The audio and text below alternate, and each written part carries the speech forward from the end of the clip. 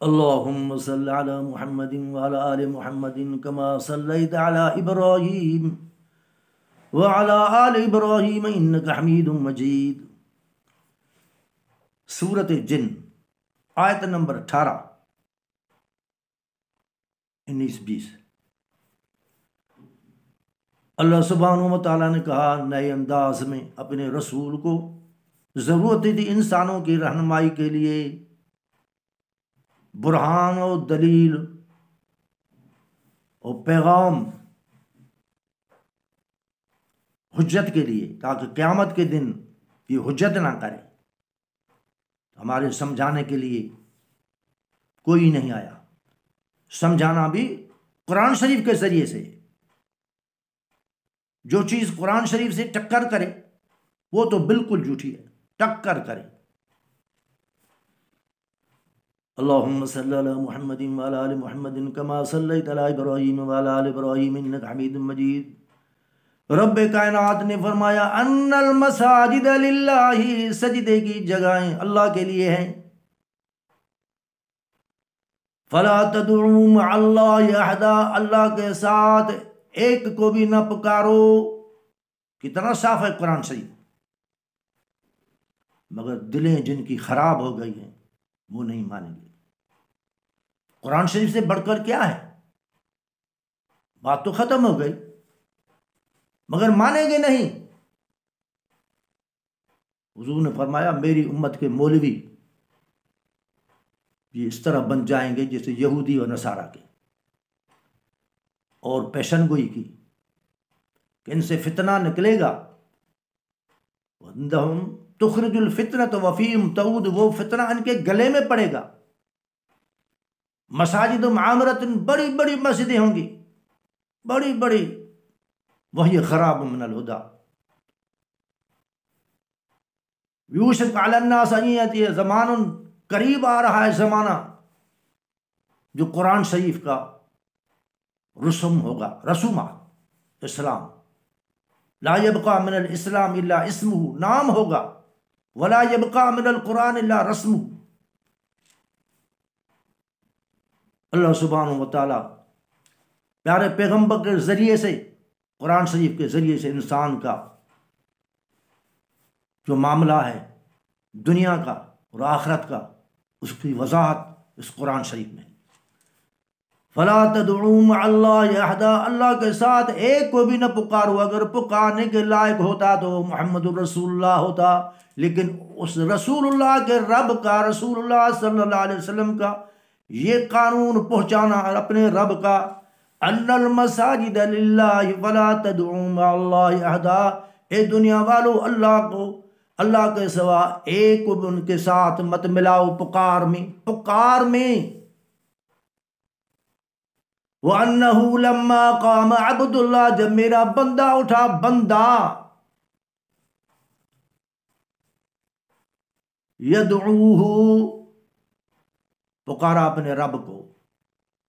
وہ مکے والے کعبۃ اللہ کے ارد گرد حیران ہو گئے، ہم تو یہ پیارے پیارے 360 رکھے ہیں نبیوں کے بت، پیاروں کے بت۔ لما قام عبد اللہ، یہ تو ان کو احوال بتاتا بھی نہیں، آسمان کی طرف دیکھتا ہے۔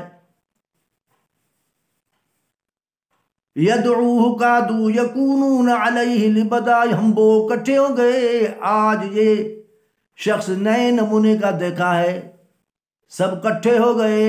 جب کٹھے ہو گئے تو پیارے پیغمبر کو اللہ سبحانہ و تعالیٰ نے کہا قل، اب کہہ دیجئے اپنی مبارک زبان سے،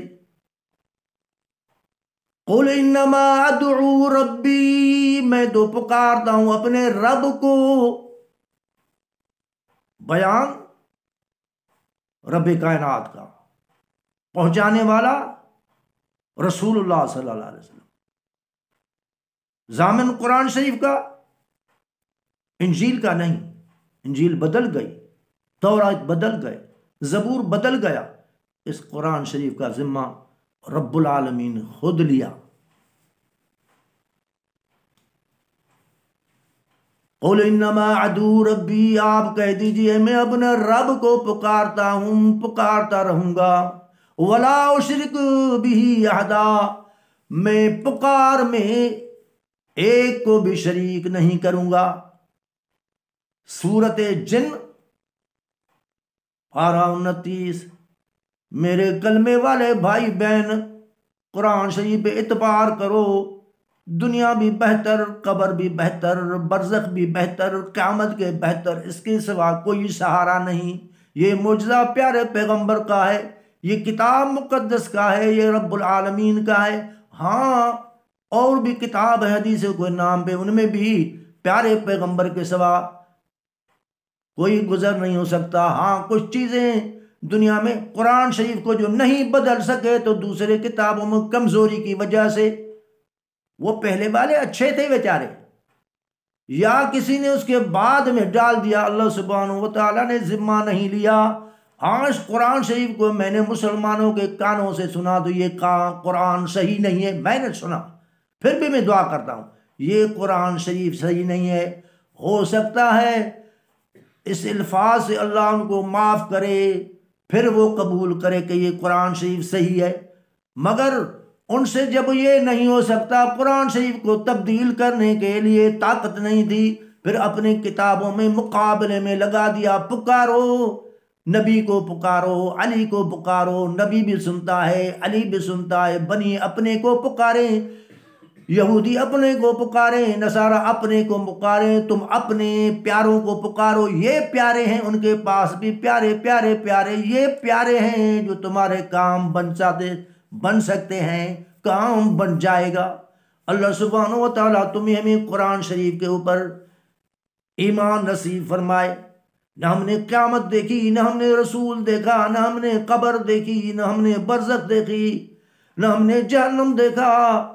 اللہ کی قسم ہم ایسے سمجھتے ہیں جیسے آنکھوں سے دیکھ رہے ہیں۔ اللہ ہمیں یہ توفیق ہمیشہ نصیب فرمائے۔